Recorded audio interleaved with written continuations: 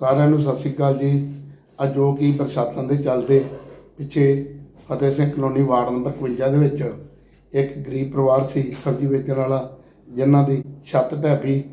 ਚਲੋ ਖੁਦਾ ਦਾ ਇੰਨਾ ਸ਼ੁਕਰ ਹੈ ਪਰਮਾਤਮਾ ਦਾ ਕਿ ਉਹਨਾਂ ਦੀ ਛੋਟੀ ਜਿਹੀ ਬੱਚੀ ਜਿਹੜੀ ਸੀ 2 ਮਿੰਟ ਪਹਿਲਾਂ ਛੱਤ ਦੇ ਹੇਠੋਂ ਨਿਕਲ ਕੇ ਬਾਜ਼ਾਰ ਤੱਕ ਗਈ ਸੀ, ਬਾਲ ਬਚੀ ਤੇ ਕੋਈ ਜਾਨੀ ਨੁਕਸਾਨ ਨਹੀਂ ਹੋਇਆ।